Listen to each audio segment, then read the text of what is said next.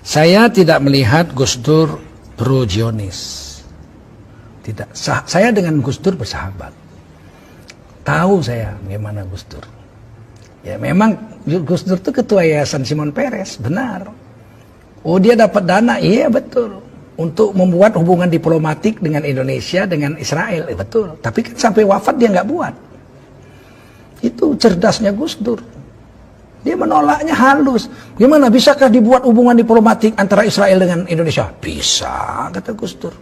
Tapi susah, sulit, memerlukan waktu yang lama. Lah ya udah kita mulai ya, monggo dimulai, tapi nggak pernah dimulai dan tidak pernah terjadi. Udah diproses sudah, tapi ya begitu, tetap nggak bisa. Ketika kemudian orang-orang dari Israel memaksa Gus Dur, cepet, ini butuh waktu perlu, cepet. Gus Dur enak aja ngomong, dia disiarkannya di depan umum. Sebagai presidennya bilang, saya ini kepingin kita itu membuat hubungan diplomatik antara Indonesia dengan Israel. Seluruh Indonesia marah. Tuh katanya nggak setuju. Mereka itu belum mau, perlu waktu yang lama, kata Gus Dur. Akhirnya Israel diam. Sampai sekarang belum pernah ada hubungan diplomatik. Enggak cerdas itu orang seperti itu. Itu orang cerdas. Fatona itu cerdas. Kita yang belum nyambung begitu. Nah, saya tidak membela membabi buta, memang kenyataannya begitu. Bisa? Bisa. Tapi enggak jadi. Ya memang susah. Dicoba, ayo coba ngomong. Beliau ngomong. Se-Indonesia protes tuh. Lihat kan protes semua. Enggak bisa semudah itu. Sampai beliau wafat sampai sekarang. Indonesia belum punya hubungan diplomatik dengan Israel.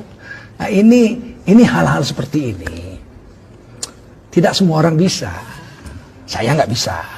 Saya nggak bisa seperti itu. Saya orang Medan. Kalau orang Medan itu apa kau? Nggak senang kau? Kita selesaikan di luar. Saya nggak pandai begitu-gitu. Itu butuh orang-orang pilihan juga untuk bisa tampil seperti itu. Tapi jangan diragukan cintanya Gus Dur terhadap NKRI dan terhadap agama.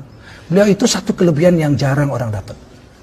Apa kelebihan? Saya sampaikan kepada anak muda ini yang bertanya ini lagi. Beliau itu pemurah, ya Allah. Pemurah. Orang minta, langsung dikasih aja, diberi.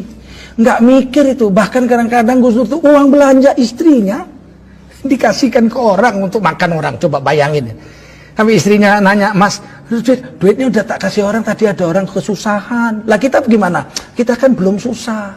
Kalau kita minjem orang masih percaya lah, kalau dia minjem nggak percaya orang. Sampai sebegitu, oh jangan main-main. Ini orang punya kelebihan, punya kekurangan. Tapi kita jangan memfitnah orang sesuatu yang kita tidak tahu. Kita berdosa nanti. Nah, ada satu kelebihan Gus Dur yang pernah membuat saya menangis. Saya ceritakan ini ya. Saya bukan menjilat Gus Dur sudah wafat, nggak ada urusan. Saya nggak minta jabatan dari bicara saya ini. Kalau saya mau jabatan zaman Gus Dur, saya sudah ditawari jabatan. Saya tidak mau saya. Nah, apa katanya? Satu hari saya duduk di VIP room airport Pekanbaru.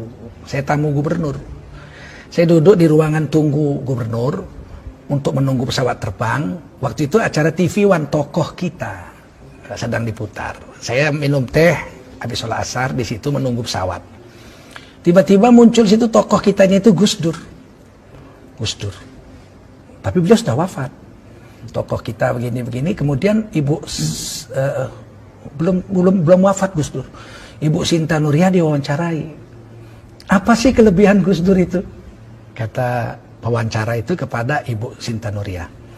Kemudian Ibu Sinta mengatakan sebagai istri beliau sekian tahun, kelebihan Gus Dur itu yang saya rasakan sangat menonjol, tidak pernah komplain soal makan. Kemudian nampaklah Gus Dur duduk di tempat tidur amben kecil begitu, pakai celana sedengkul, pakai kaos, makan.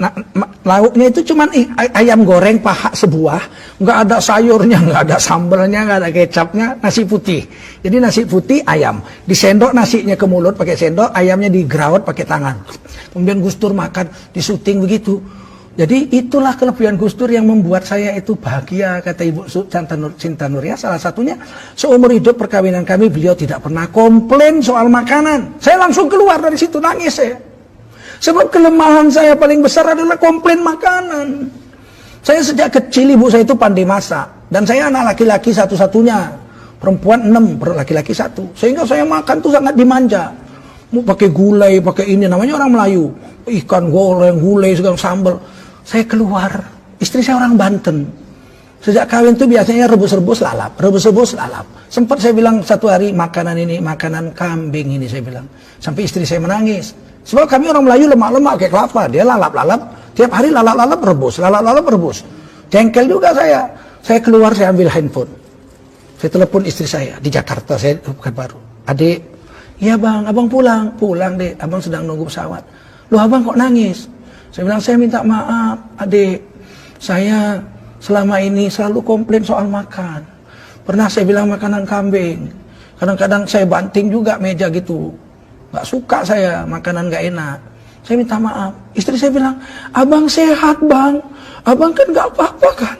Nanti abang jatuh naik kapal terbang. Enggak dek, saya istilah Melayu buang tabiat. Orang mau mati itu tingkahnya aneh-aneh gitu. Saya bilang tidak, saya tidak buang tabiat. Enggak ada tingkah aneh-aneh. Saya baru dengar Gus Dur, Ibu Santa Nuria diwawancarai. Ternyata kelebihan Gus Dur nggak pernah komplain soal makan. Saya jadi teringat Rasulullah. Rasulullah itu mengatakan dalam hadis, saya tahu hadisnya. Jangan komplain soal makanan. Kalau enak kamu makan, kamu puji. Kalau kamu rasa nggak enak, jangan kau caci, tapi jangan kau makan. Pergi aja, jangan kau caci. Nah saya mencaci makanan, padahal saya tahu hadis. Saya pikir itu kan cuma Rasul yang bisa buat. Kenyataannya Gus Dur bisa buat. Ngapain mesti belajar tidak komplain makanan kok sampai jauh-jauh nunggu sahabat Nabi atau zaman Nabi. Mau zaman sekarang aja ada orang. Saya bilang gitu, maafkan saya janji. Saya tidak akan komplain lagi soal makanan kepadamu. Sampai di Jakarta saya pulang, dipeluk istri saya. Ya Allah bang, abang nonton itu? Iya, saya nggak punya TV di rumah, nggak nonton TV. Tapi di VIP room itu ada televisi. Pas TV One tokoh kita. Jadi saudara-saudara, saya tidak menjilat Gus Dur. Gus Dur sudah wafat, nggak ada jabatan saya dengan kata-kata ini. Tapi wajib menceritakan orang yang sudah wafat itu kebaikan-kebaikannya saja. Haram menceritakan aib orang yang sudah mati. Karena orang yang sudah wafat itu telah sampai kepada perbuatannya. Kita ceritakan baik-baiknya aja. Nah, Gus Dur itu orang baik, cucu orang soleh, anak orang soleh. Nah, jadi demikian, mudah-mudahan ada manfaatnya pertemuan ini. Terima kasih atas pertanyaan saudari kita tadi. Dan semoga kita bisalah bersangka baik kepada tokoh kita, Ki Haji Abdurrahman Wahid atau Gus Dur, ya, cucu daripada pendiri NU Nahdlatul Ulama Ki Haji Hasyim Asy'ari, yang memang kadang-kadang statement beliau atau perbuatan beliau itu tidak sampai ke akal kita kecuali kita bertanya kepadanya. Banyak yang bisa saya ceritakan tentang Gus Dur, tapi tidak mungkin, terlalu panjang ya. Tapi banyak hal-hal kontradiksi yang menggegerkan masyarakat, saya tanya kepada beliau. Dan beliau menjawabnya, saya terkejut gitu. Kadang-kadang dengan ilmu semantik, saya kan dosen semantik 30 tahun saya. Dengan ilmu semantik itu saya kaget itu kadang-kadang. Ya, hebat sekali sahabat saya ini, saya pikir, inilah mudah-mudahan ada manfaat. Berhentilah kita bersangka buruk kepada orang yang sudah wafat. Kalau masih hidup boleh kita kritik langsung. Sekeras apapun kritik kepada pejabat negara boleh. Karena itu dilindungi Undang-Undang Dasar 1945. Asal jangan bersangka buruk.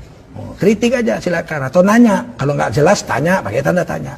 Soal dia jawab atau nggak jawab bukan urusan kita. Kita sudah nanya, kita sudah sampaikan. Kita tulis surat terbuka biar dia baca, biar jawabannya dibaca orang. Dia jawab syukur, nggak dijawab kita sudah sampaikan kewajiban kita. Undang-Undang Dasar 45 pasal 28 ayat 1, 2, 3 dan seterusnya menjamin tiap-tiap warga negara untuk berkumpul dan bersuara mengeluarkan pendapatnya. Wallahu a'lam bishawab.